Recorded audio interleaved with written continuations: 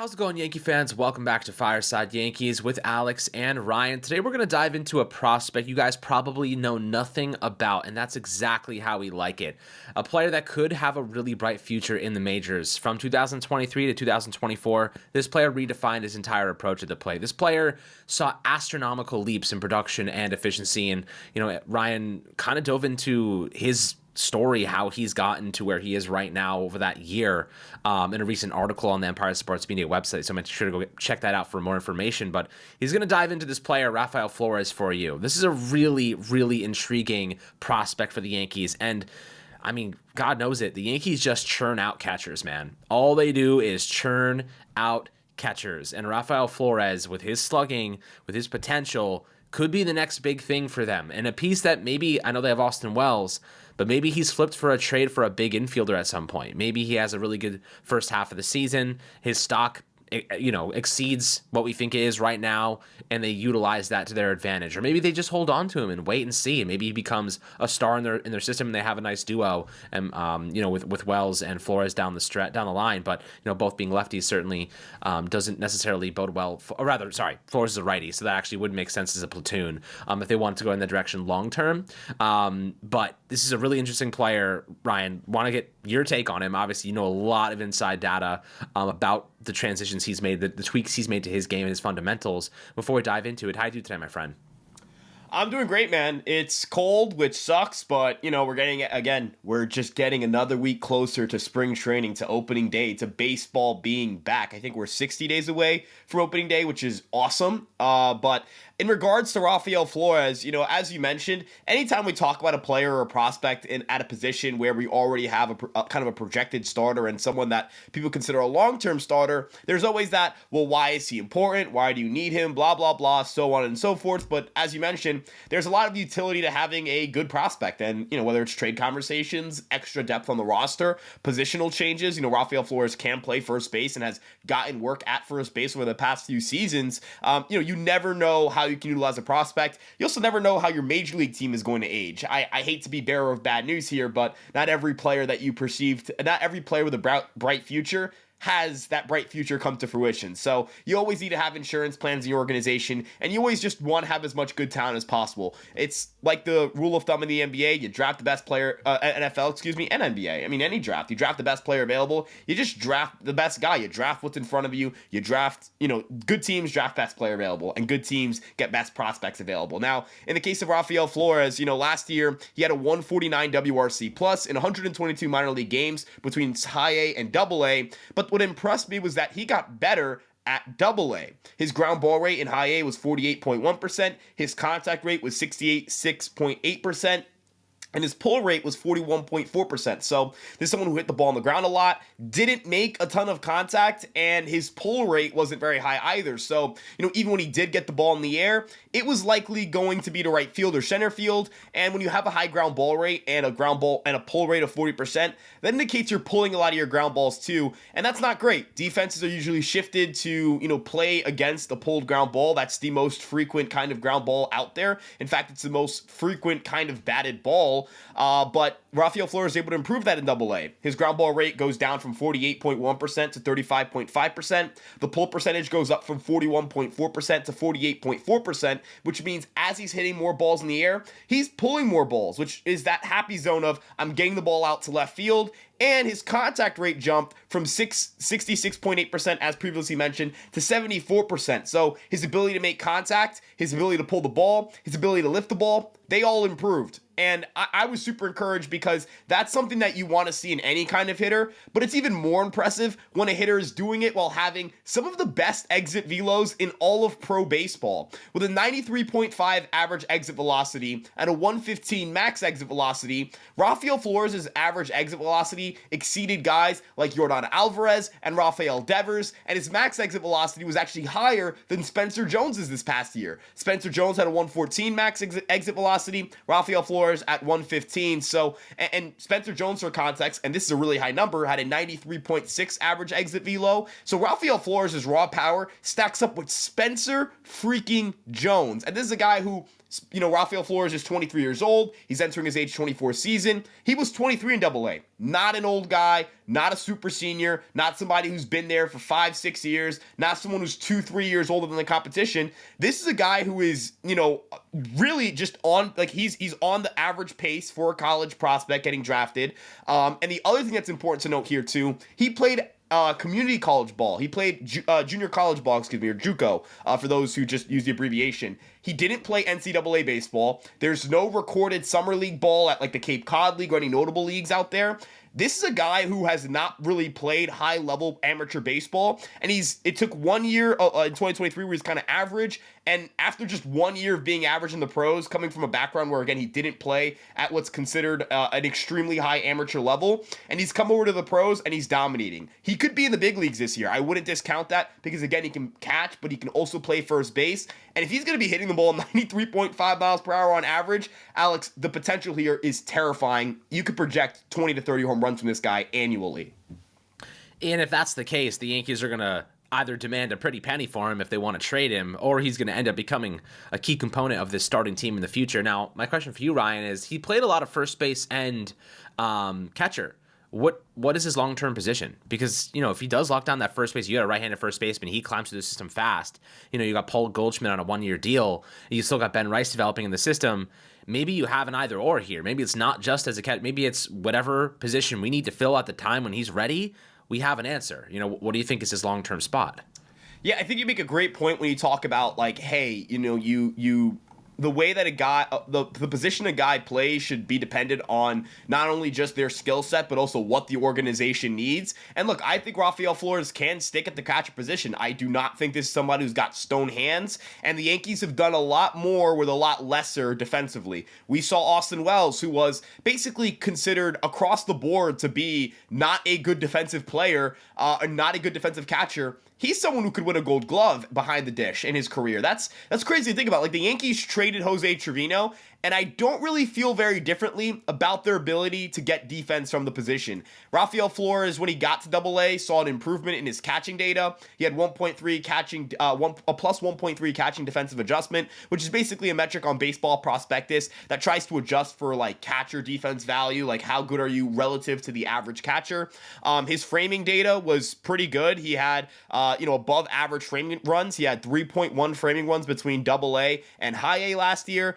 He struggles with throwing. He struggles to, get runners out, but blocking wise, he had 2.9 blocking runs. So he is a really strong defensive catcher behind the plate when it comes to framing. He is pretty good when it comes to blocking. He's got to improve his ability to limit the run game and stop runners from running on him. But that's something the Yankees, kind of don't care about as much as framing, and they shouldn't, because stealing usually is on the pitcher, not necessarily the catcher. I know that people in the comment section are going to disagree, but again, look at Jose Trevino. He won a Platinum Glove. He has never been the kind of guy where you expect him to throw everybody out. He is someone who, has been run on before. Like when he got ran on 9 times against the Red Sox, if you watch the game tape, yes, Trevino's arm is not helping him, but watch the game tape. Watch Marcus Stroman, how slow he is to the plate. Watch how he holds runners or how he wasn't able to hold runners. Watch any game tape and you look at how much a pitcher influences a catcher's ability to get a guy out or not. So for Rafael Flores, and we're talking about minor league pitchers here, young guys, inexperienced, not veterans, not matured guys, not the kind of pitcher you would throw in a major league environment,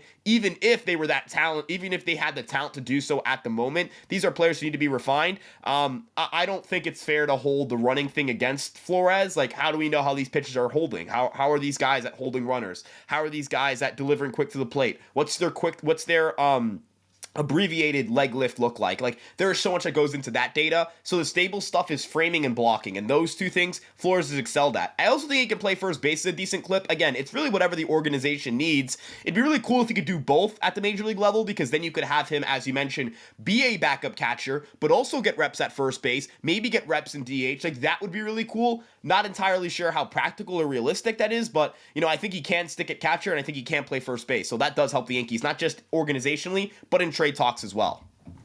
Absolutely. I mean, we saw what they did for Jazz Chisholm at the deadline. They went and traded Augustin Ramirez to the Marlins for him. So and I think that's what the Yankees have predicated their strategy on, Ryan, is trading from positions of strength. And catcher and the development catchers that they have that they've kind of had success with over the most recent years, with Ramirez, and of course we've had some others that weren't traded, but still some viable pieces. I mean, they traded Jose Trevino. I wouldn't say he was obviously developed here, but he became one of the best, if not the best, defensive catcher in baseball. Here, I know he was very good at defense before he came to the Yankees, of course, but they really maximized him.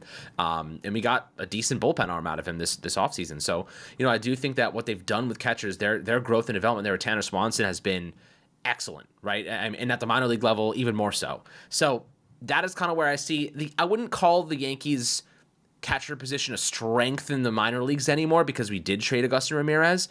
But, Ryan, what would you say is their strength? If the Yankees were going to make a trade for somebody, if they were going to go out and get another big infielder, what is the position of strength that you're trading from?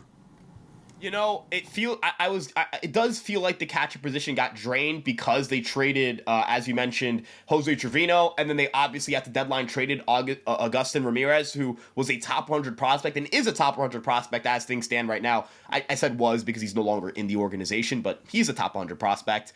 I will say, though, at the lower levels of the minors, there have been some impressive catchers who have kind of popped up. Edglin Perez has popped up in the Florida Complex League. He is very impressive. I think we could see a guy who, kind of like Ramirez and Flores to an extent, once they start getting to like high A, double A, there's going to be a lot more noise about them. But that's a guy who's further away. You can't really compare him to a Ramirez. You can't even compare him to a Flores because the odds of him reaching the major leagues are super low. But I would still consider catcher the position where the Yankees could trade out of and still pump guys through. Because you can be a good starting catcher with not a good bat. Like, you can be an 80 WRC plus hitter and start for a World Series contender if your glove is good enough. Unless you're going to say that the 2022 Yankees couldn't contend for anything when Jose Trevino was there, I think that's crazy to say. Like, I thought the 2022 Yankees were a World Series contender. Got snake bitten by injuries at the end. Weren't as good as the Astros, but Jose Trevino played a huge part in their ability to get wins because of his defense and his framing as a whole. But I do think the Yankees can still trade out of the catching position. Pitching is weird because they've drafted so many pitchers, but we haven't seen them yet, so I wouldn't consider it a strength yet. I consider it an organizational strength that they are able to maximize pitching talent. If those guys come through the draft and they perform the way they should, then Alex, we could call pitching a place of a place where the Yankees are very, very set. It also comes down to health. Brock Selvage got hurt midway of last year, and, he wasn't great in Double-A, but he's also younger than the average pitcher there, and he was holding his own. He was slightly better than league average, which is fine by me for a guy in his first year in Double-A. Chase Hampton, he got hurt. That really hurt them. Carlos LaGrange, Henry Lane, those four guys right there, if they're healthy next year, those are four guys who could be top 100 prospects. Two of them were ranked in the top 100, Lane and Hampton, and they aren't because of injuries. So if all four of those guys are healthy, if Hess comes in and he does what I think he can do, if Bryce Cunningham comes in and does what he can do, Thatcher Hurd, that is a name every single Yankee fan should get themselves familiar with. If he does what he should do, this farm system pitching-wise can be stacked, and pitchers and catchers having that as your surplus, that's a pretty good thing because there's something that a lot of teams need, and it's always catching, it's always pitching. You never can have enough of pitching, and most teams don't really have good enough catchers. So, I consider that two good areas to have a strength. Absolutely. So we'll see kind of how things progress with a lot of our prospects. And obviously, people label the Yankees farm system as weak at this point in time. We've traded a lot to get, of course, Juan Soto, who's no longer here, and other pieces like Jazz. So there's a lot of expenditures happening, not a lot of retention happening in the Yankee farm system. And it seems to me they've already gotten Max Fried, and they're going to have to cough up draft picks for that. They went and got, 7, 8 pitchers in the most recent last year's draft. So they're being pretty proactive in restocking for the future, but they have to develop these players to be attractive. And the Yankees, I'll tell you one thing, and we help them quite a lot, Ryan, and we do a lot of really good work in helping to prompt up their prospects. So, when the Yankees trade prospects and they end up becoming nothing because, the media does a lot of heavy lifting at times, for their stock, I'll take a little credit for helping the Yankees every now and then, so it's fun. I also think it's important to note, people who get, say, the Yankees or the Dodgers. Yankees and Dodgers, they never trade good prospects. That means they're this and that. I personally view that as an organizational strength. If you're trading with teams and you're constantly pantsing them in deals, 2 thumbs up. That's what I want my organization to do. The whole point, You want to get better for as low of a price as humanly possible. That's the goal of a general manager, right? You want to improve your roster by giving up as little as possible, right? No one wants to win a bid for a player by $200 million. Nobody wants to top a bid in a trade with, 2 or 3 more prospects than the previous bid. You want to do as little as you possibly have to secure top end talent. And if the Yankees can consistently come out on top in trades, teams are going to keep trading with them. It's not like teams are going to stop trading with the Yankees and the Dodgers if they're able to continue to, give them prospects that these teams think that are better than the Yankees think they are. Fine by them. So I actually evaluate organizational strength by things like that. And so, as you mentioned, if the Yankees can continue to do things like, hey, we flip a prospect who we don't think is as good for another prospect, for a player, and that team thinks that prospect is good, you win the deal, right? You've gotten an impact player. They got a prospect who you didn't really think you had much use for anyways. I personally think Rafael Flores is legit. I don't think he's somebody where it's like a gimmick prospect or anything like that. The power is very real. It's not, you can't just draft the guy who's going to hit the ball as hard as Rafael Flores. You can't just sign a guy off the streets who can hit the ball as hard as Rafael Flores and does it with the ability to lift the ball and pull the ball in the air the way he does. But again, if the Yankees find a trade partner and they have a player, an impact player lined up in that deal, you pull the trigger, right? I don't think you and I are ever going to be scared of trading prospects to get good players, but at the other on the same tone, I don't think either of us are going to sit here and I guess for lack of a better, I don't even think we're going to hype up bad prospects. I don't know the last time I don't know if I've ever sat on here and talked about a prospect I didn't really like and said, oh yeah, I like that guy. Like if I don't like a guy, I'm gonna be honest about it. You know what I mean?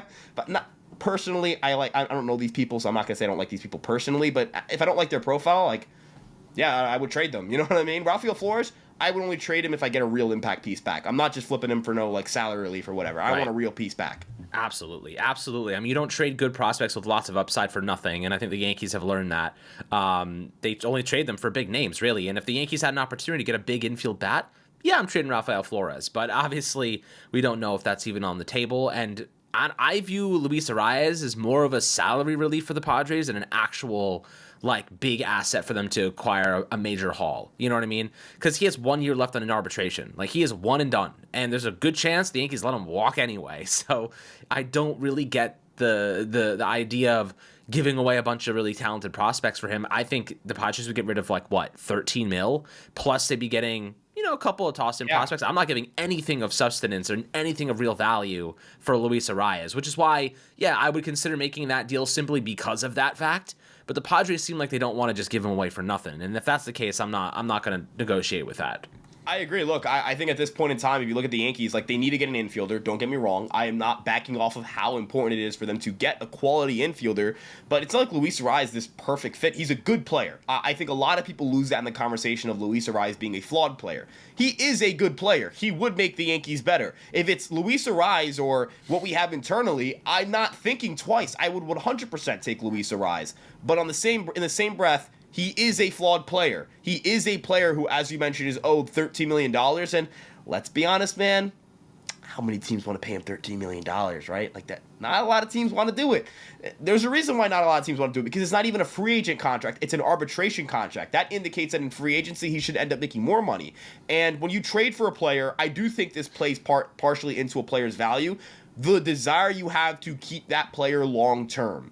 What is the desire to keep Luis Arias long-term? Play him at first? He doesn't have enough power to really be a full-time first baseman, and he's a really bad defender there too. Do you have much interest in keeping Luis Arias long-term, or is he more like a bridge guy for you? That's how I view him, as he's here for 1 year, fine, whatever, hope I didn't trade a lot to get him, and kind of just hope we can transition into someone a little more dynamic than that in the future. The difference with that and Soto, I wanted to have Soto here for a year to see if that helped us in keeping him. It didn't. It is what it is. I'll do that deal 10 times out of 10, not even thinking about it twice. Even if I knew the outcome of losing in the World Series, I'd still do it. I wanted that trip to the World Series. You got to do everything you can to make your team better. So, I don't view Luis Arias in that same breath of oh, you got to do whatever you can to make your team better. You got to go out and get that guy specifically. There are other guys I'd rather have instead of him. And if we're going to start trading significant prospects, because you're going to have to add a little bit more to have them eat part of that salary, dude, go get somebody else. Go get somebody who can field his position. You know what I mean? Absolutely. So we'll see what the Yankees do and if they're willing to give up any prospects in a larger trade for a good player. So, any rumors or inklings or nuggets we get on that front, we'll obviously record about. But guys, always happy to hear your thoughts down below in the YouTube comment section about Rafael Flores, the Yankees farm system in general. I'm always happy to have good conversation. Make sure to like and subscribe, drop a 5-star review on Apple and Spotify, and we'll catch you guys on the next Fireside Yankees episode.